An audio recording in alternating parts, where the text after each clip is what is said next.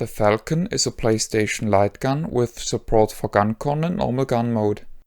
Blaze distributed it after the Avenger Pro, which I have covered in episode 170. Beside Blaze, other companies also offered this controller and a black color variant exists. The design is based on the Beretta 92, but the lack of dovetail and the less prominent tapper at the tip make this controller resembling a Tokarev TT33 a bit.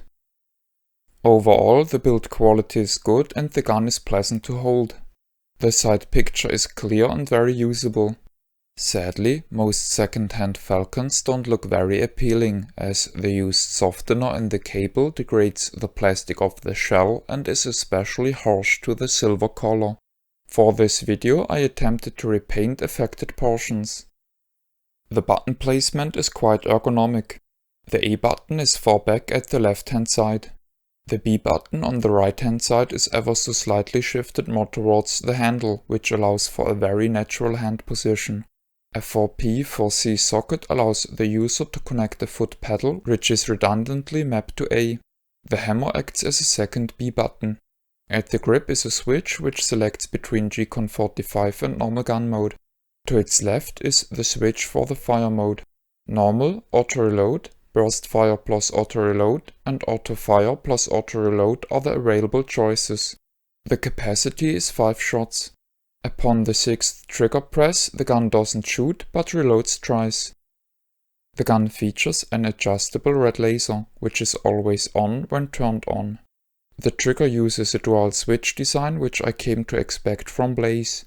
Besides the actual trigger switch, an additional switch is powering the force feedback when pressing the trigger. This design is prone to have the two functions being triggered at different spots, so that the user may for example activate force feedback without actually shooting. This breaks immersion a lot. Luckily, compared to Blaze's Scorpion guns and the Avenger Pro, the Falcon combines a push button switch for the trigger with a micro switch for the force feedback. As these two switches feel distinct in their tactility, it's easier to avoid misfires. If the trigger is kept pressed, the slide will continue to cycle rapidly to emulate the usage in full auto mode. As the micro switch takes a very long travel to open up again, and as the pulsing of the force feedback is very fast, the slide often cycles too many times. In average, the slide moves 1.5 times if the player fires a single round. Of course, the player can try to avoid this by pressing the trigger very quickly in a particular fashion, but this doesn't restore the lost immersion. The force feedback is powered by an external 4.5 volts power supply. The kickback doesn't feel very strong, but I still like it better than rumble-based force feedback. In GunCon mode, accuracy and precision are very good. In normal gun mode, accuracy stays very good, but precision becomes just good. Personally, I like the Falcon. I think it is pretty, nice to use, and it performs well. I was pleasantly surprised by it, as usually I wouldn't expect such a good controller from Blaze.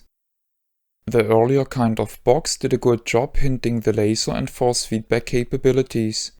The later boxes used the new Blaze logo and changed to a see-through design. This is the end of the review. My name is Ben. I thank you for viewing.